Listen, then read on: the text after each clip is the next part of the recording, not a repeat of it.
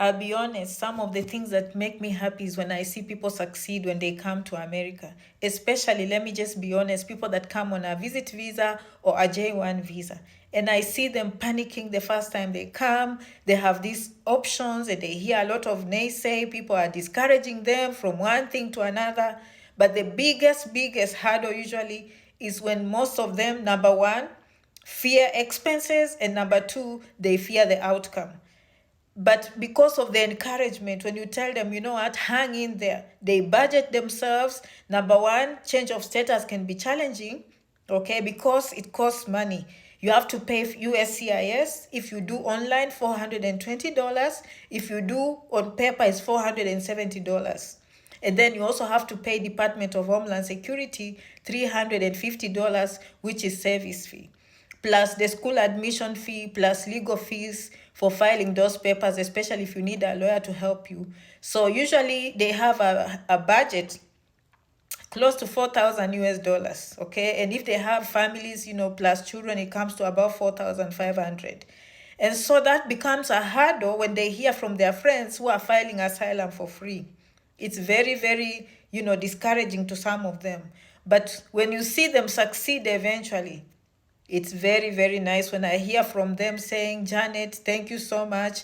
I liked your encouragement. And now myself, I'm F1. My daughter is F2. My son is F2. We don't have to hide. We don't have to do anything. My son is going to school. My daughter is going to school. And we know our children will have F2 all the way because it's a legal way of going to school. And if they go to college, they can always switch back to F1 if we have not gotten a green card. So if you are one of those people out there getting discouraged, I'm here to encourage you that it might not be the easy path, but probably it will be the most beneficial. Of course, you and your family, you have to sit down and decide which is the best decision for you. No one can decide for you, okay? But I know sometimes asylum can be more convincing because it's free of charge. The results are immediate. You have your work permit, and all those. Although you'll be stuck in America for a long time, but for immediate needs, people prefer that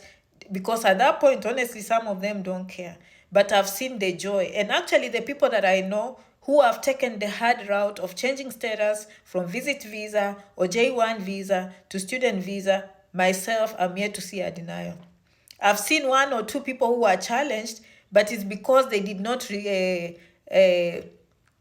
what can I say? They did not respond to immigration on time. Okay, you could tell the immigration was trying to get in touch with them. Hey, we have the intent to deny. We have the intent to deny. And I don't know, maybe sometimes they are too busy to check their mail. And those are some of the few challenges that I've seen. But most of the people that come to me, normally they tell me, Janet, we are so thankful. And guess what? Some of them send me pictures in their first year in nursing. Some of them send me graduation pictures. Some of them tell me, Janet, eventually I found someone. We fell in love. Now we are married. We are going to Kenya. It just buys them time to make a good, solid decision.